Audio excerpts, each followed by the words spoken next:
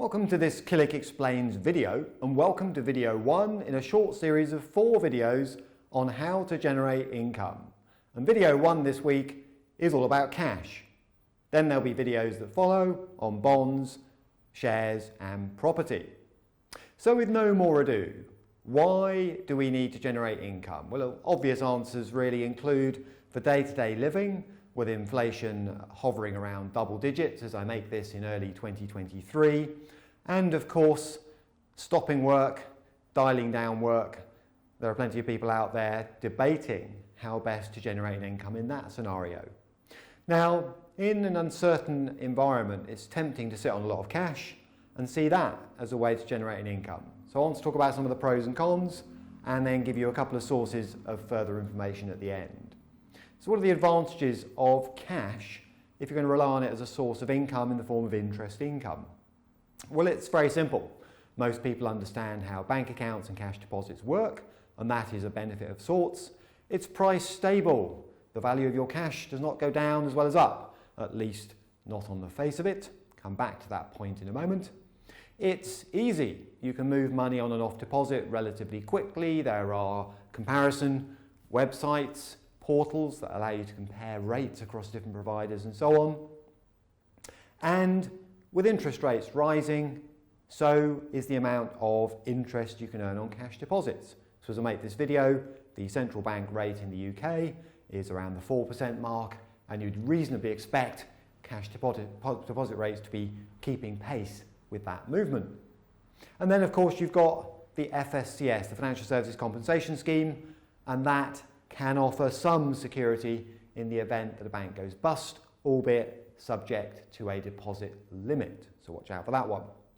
Now, so far, sounds great, but actually it's not so clever in some circumstances. And one of them is exactly the environment we're in now, relatively high inflation. Yes, you might be able to find a deposit that pays 4 or 5%, let's say.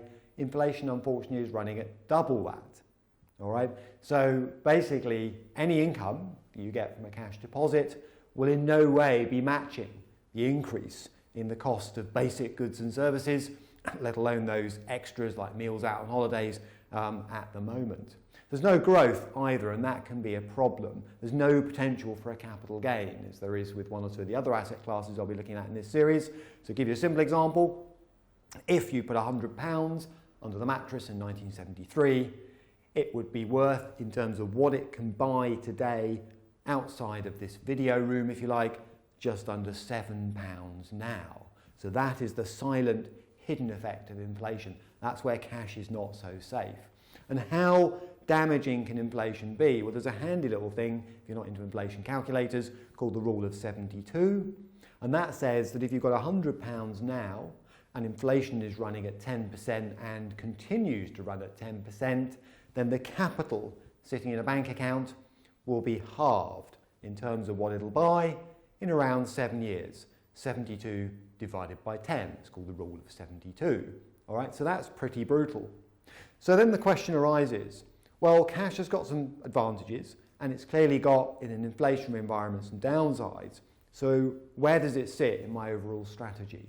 And I would suggest that for emergency purposes, and I covered this in more detail in a recent video, yes, cash is great. You need easy access to funds that could be used in the event of a leaky roof, sudden request from a child for more money at university, something like that, even redundancy. So emergencies, yes. Those foreseeable calls on capital, that's where you know you've got a commitment, something you need to pay further out. Would I use cash for that? Maybe, but the trouble is you've got that inflation element eating away at its real value right now.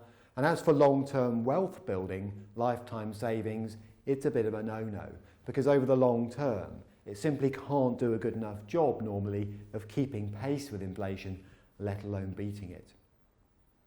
Now, if you'd like to know more about this topic and some of the ones I'll be covering later in this series, then my extensive video library is killick.com/learn, and or you could ping me an email, editor@killick.com, to get hold of a copy of either Confidant, it's our quarterly magazine, or one of our guides, our how-to guides on the basics of money management and finances.